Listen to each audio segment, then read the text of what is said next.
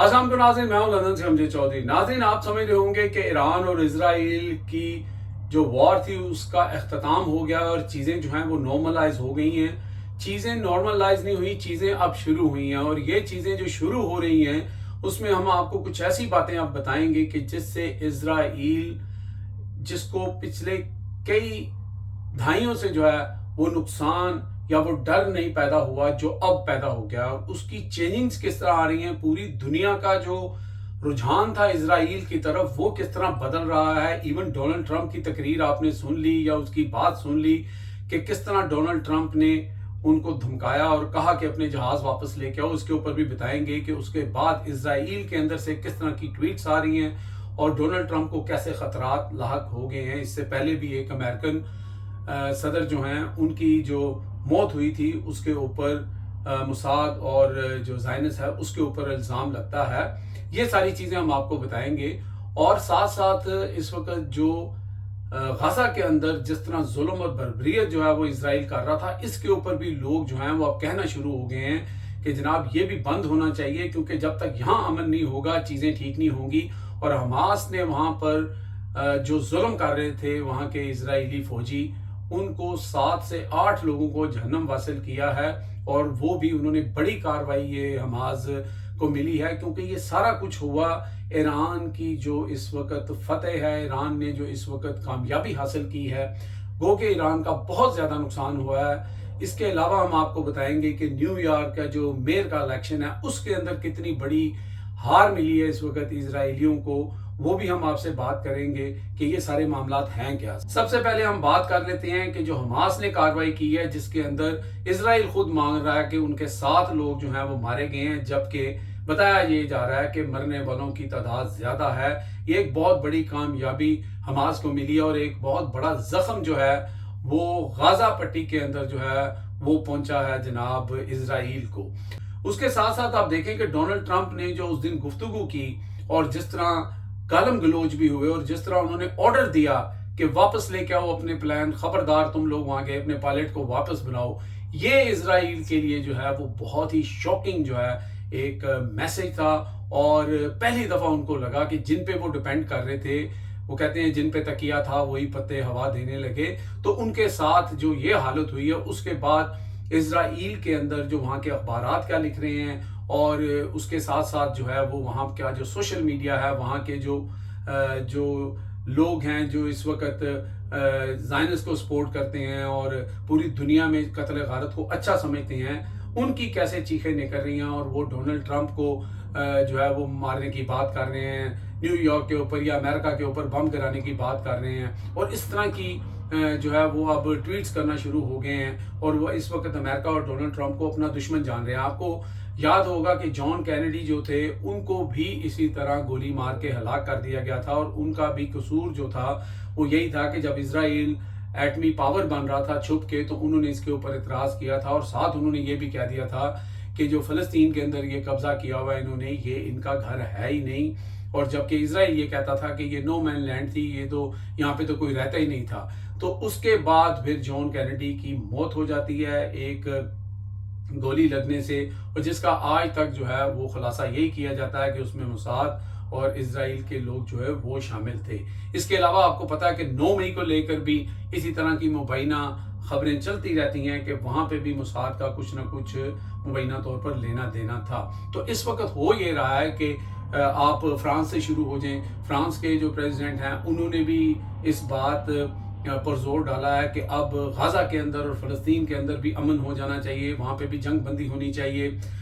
उसके साथ साथ जर्मन जो शुरू से इस पूरी वॉर के अंदर भी उन्होंने ईरान को सपोर्ट किया, अमेरिका के बाद सबसे ज़्यादा असला जो है वो जर्मनी देता है। जर्मन भी यही कह रहे हैं कि अब ये जो गाजा के अंदर जुल्म हो रहा है, जो बेगुनाह लोगों को खुराक के लिए जो इकट्ठे होते हैं वहाँ पे उनको शहीद कर दिया जाता है, ये भी बंद होना चाहिए। इसी तरह अमेरिका के अंदर से आवाज़ें उठ रही हैं। इजराइल के एक जो वहाँ पे ओपोनेंट पार्टी के जो एक सरबराह हैं उन्होंने भी ये ट्वीट उनकी आप देख रहे हैं, उन्होंने भी कहा कि गाजा का मसला ये भी जंग बंद होनी चाहिए। तो अब गाजा के लिए और फलस्तीन के लिए भी पूरी दुनिया से आवाज़ें उठना शुरू हो गई हैं और दूसरी ऊपर से हमास की जो कार्रवाई है اس سے مزید جو ہے وہ اسرائیلیوں کی کمر ٹوٹی ہے. اب اسرائیلی اس وقت بڑے سخت پریشان ہیں. ان کا اس وقت حالت یہ ہے کیونکہ تقریباً 40% جو اسرائیل کے اندر لوگ اس وقت بستے ہیں وہ ان کا پہلا گھر نہیں ہے. ان دنیا میں تمام جگہ سے یہ لوگ، پورے یورپ سے یہ لوگ جو ہیں وہاں پہ جا کے گئے ہوئے ہیں. ان کے سب کے گھر جو ہیں وہ دنیا کے دوسرے حصوں میں بھی ہیں، لیکن یہ وہاں پر جا کر اپنے آپ کو بڑا محفوظ اور پرسکون، اور پھر یہ جو ظلم اور بربریت کرتے تھے اس سے ان کو ایک سیٹسفیکشن ملتی تھی. لیکن یہ پہلی دفعہ ہوا ہے اور ایران نے وہ کر دکھایا ہے کہ ان کے گھر تک، ایران جو ہے وہ کہتے ہیں برے کے گھر تک جانا، وہ پہنچا ہے. اور ایسا پہنچا ہے کہ اس نے ان کے 7 8 یا 10 دن کے اندر غازہ بنا دیا جب اس کو. تو اب وہاں پہ پریشانی لاحق ہو گئی ہے. آپ نے سنا ہوگا 20-25 ہزار لوگ جو ہیں وہ پہلے ہی اسرائیل چھوڑ کے جا چکے تھے. لوگ بورڈز کے اوپر اتنے پیسے دینا چاہ رہے تھے. تو اب ان کے اندر ایک خوف و ہراس پیدا ہو گیا اور یہ لوگ واپس اپنے وطنوں کو جانے کی سوچ رہے ہیں، کیونکہ ان کو پتا ہے کہ کسی وقت پھر کچھ نہ کچھ ہو سکتا ہے. تو اسرائیل نے جو ایک اپنا وہاں پر قبضہ جما کے لوگوں کو یہ بتایا ہوا تھا کہ آپ کے پاس آئرن ڈوم ہے، آپ کے پاس یہ ہے، آپ کے پاس وہ ہے، آپ کو کوئی ٹچ نہیں کر سکتا.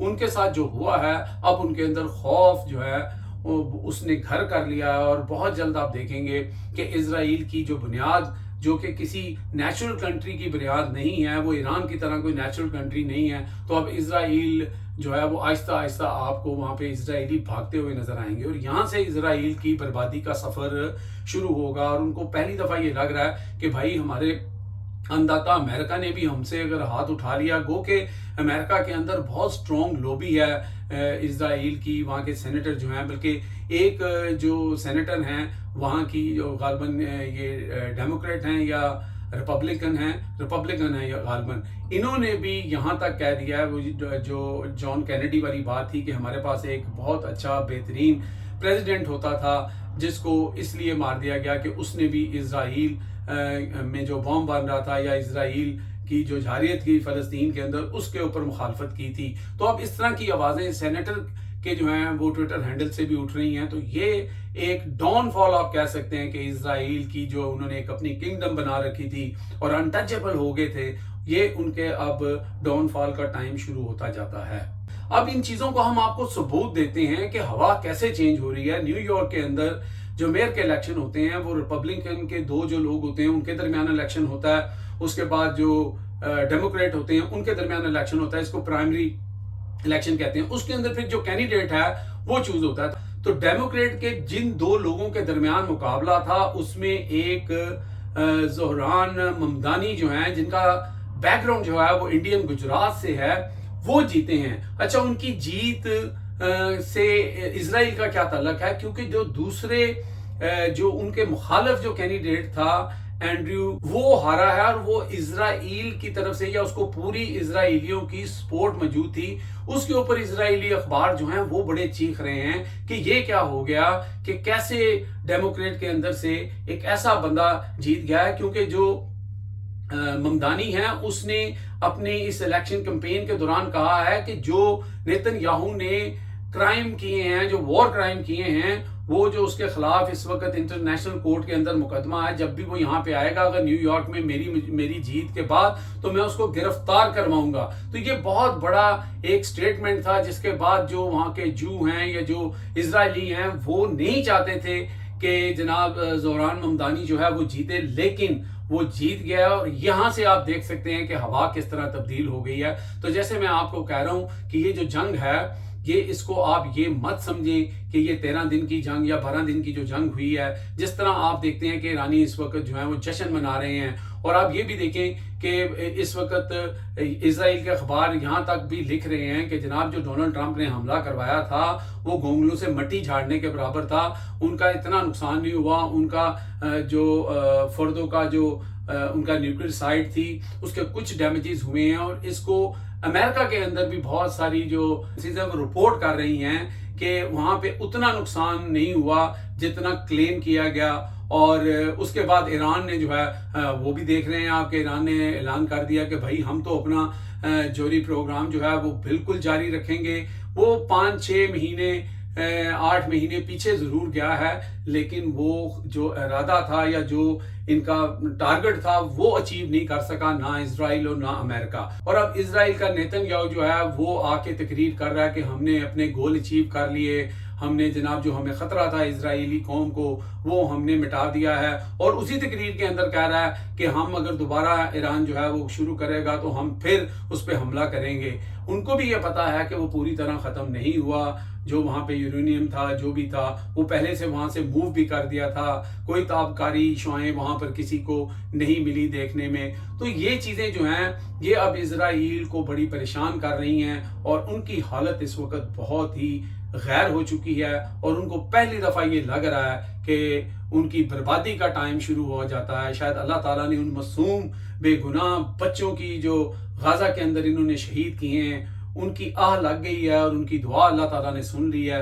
और आप यकीन करें कि आने वाले चंद सालों के अंदर ईरान से कुछ पाबंदियां भी उठने जा रही हैं। ईरान डोनाल्ड ट्रंप ने और अमेरिका ने कहा है कि जी ईरान चीन के साथ तेल बेच भी सकता है, वो तो पहले भी बेच रहा था। तो इस तरह और भी जब पाबंदियां उतर जाएंगी तो ईरान और ज़्यादा मजबूत होगा। गो के ईरान का भी बहुत नुकसान हुआ है, जबकि दूसरी तरफ इसराइल का जो है वो एस्टिमेटेड जो उनका इंफ्रास्ट्रक्चर तबाह हुआ है वो 1.5 ट्रिलियन के करीब उनका नुकसान हुआ है। बाकी जो उनका जो असला इस्तेमाल किया उन्होंने जाने गई वो अपनी जगह है। तो इस वक्त इजराइल जो है उसकी हालत एक समझ लें कि बावले जो है ना वो होता है ना बावला जिसको कहते हैं, वो उस तरह की हुई हुई है, उसको समझ ही नहीं आ रही है, कभी इधर भाग रहा है कभी इधर भाग रहा है। इंशाल्लाह ताला इजराइल का बुरा वक्त शुरू हो गया है और बहुत जल्द हम देखेंगे कि अल्लाह ताला की लाठी जो बेआवाज होती है वो इन पे पड़ेगी, बल्कि पड़ चुकी है। अब तक के लिए इतना ही। देखते रहे मेरा channel headlines by Amjad Chaudhary.